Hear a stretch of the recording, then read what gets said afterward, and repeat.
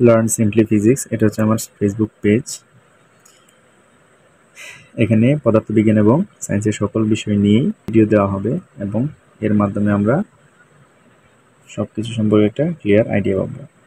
তাহলে আজকে শুরু করা যায় নিউটনের প্রথম সূত্র।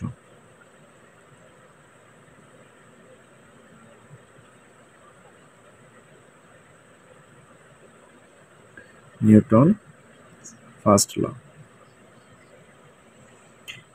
নিউটন ফার্স্ট ল হচ্ছে স্থির বস্তু স্থির থাকতে চায় এবং গতিশীল বস্তু চিরকাল গতিশীল থাকতে চায়। মানে বাহ্যিক কোনো বল প্রয়োগ না করলে একটা স্থির বস্তু, যদি এই স্থির বস্তুকে আমরা বল প্রয়োগ না করি, কলমের হেড, এখানে যদি বল প্রয়োগ না করি এটি কখনো চলতে শুরু করবে না। আবার কখনো যদি গতিশীল হয়, যদি আমরা বল প্রয়োগ না করি তাহলে এটি থামবে না। তাহলে বলা যায় স্থির বস্তু স্থির থাকবে এবং গতিশীল বস্তু গতিশীল থাকবে। অনেক সময় প্রথম সূত্রটিকে জড়তার সূত্র বলা হয়, কারণ বস্তু যখন স্থির থাকে তখন সে একটা জড়তার ভেতর থাকে। জড়তা মানে বস্তু স্থির থাকা অবস্থায়। আমরা যখন গাড়িতে চলি, যেমন বাসে চলার সময় যখন গতিশীল থাকে তখন আমরা স্থিরভাবে বসে থাকি। বাস ব্রেক করলে আমরা সামনের দিকে ঝুঁকে যাই।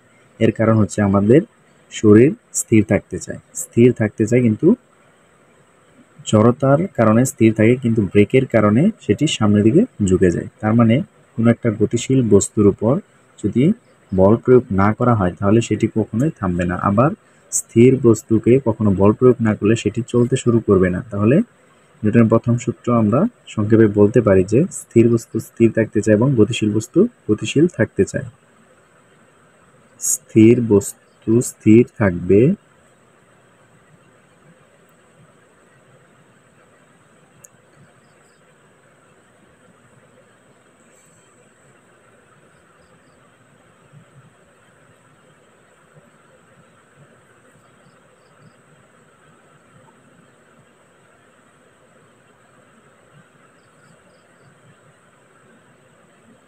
টেবিলের উপর যদি আমরা বই রাখি এবং নিচে একটা কাগজ থাকে, কাগজটি টান দিয়ে নিয়ে আসলে বই কখনো নড়ে না।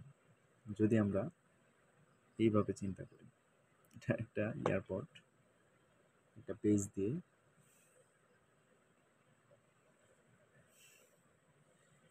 একটা পেপার, এই পেপারের উপর আমরা বস্তুটিকে রাখলাম, এটা একটা বস্তু স্থির অবস্থায় আছে। যদি আমরা এই বস্তুটিকে নিয়ে আসি, বস্তুটি স্থিরই আছে। মানে আমরা কাগজটিকে টান দিয়ে নিয়ে আসার পর, আমি আবার দেখাচ্ছি, এই যে বস্তু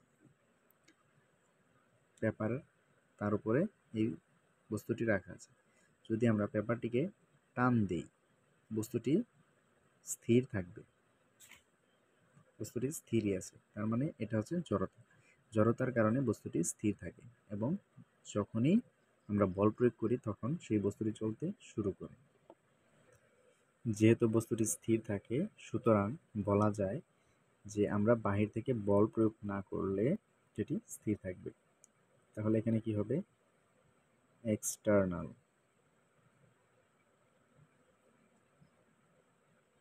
এক্সটার্নাল ফোর্স শূন্য, কারণ আমরা বাহির থেকে বল প্রয়োগ করছি না, তাহলে বস্তুটি স্থির থাকবে। ধরেন এটা একটা বস্তু, এখানে যদি আমরা বল প্রয়োগ না করি তবে বস্তুটি স্থির থাকবে, বস্তুটি স্থির রয়েছে।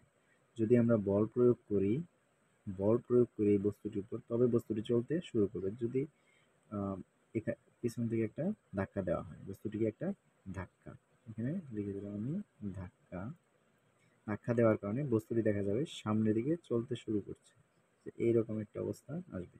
যদি এখান থেকে বস্তুটি এইভাবে চলতে শুরু করে, দেখা যাবে বস্তুটি একটু এরকম হয়ে যাবে, যার কারণে বস্তুটি চলতে শুরু করছে, যে বস্তুটি সামনের দিকে যাচ্ছে, গতিশীল। এটা হচ্ছে গতিশীল। গতিশীল। আর এখানে এক্সটার্নাল ফোর্স শূন্য মানে বস্তুটি স্থির অবস্থায় আছে। এক্সটার্নাল ফোর্স মানে বাহ্যিক বল। তাহলে কি অবস্থায় থাকবে? এক নম্বর, বস্তু স্থির থাকবে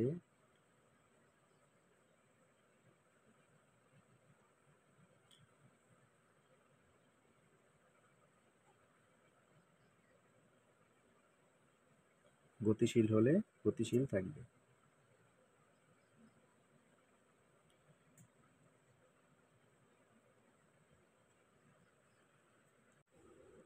এটি ছিল আমাদের আজকের প্রথম সূত্র। আগামী দিনে আমরা দ্বিতীয় সূত্র এবং তৃতীয় সূত্র সমাধান করব। ধন্যবাদ সবাইকে। আমার পেজটাকে ফলো দিবেন।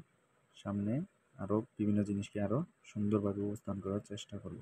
আসসালামু আলাইকুম।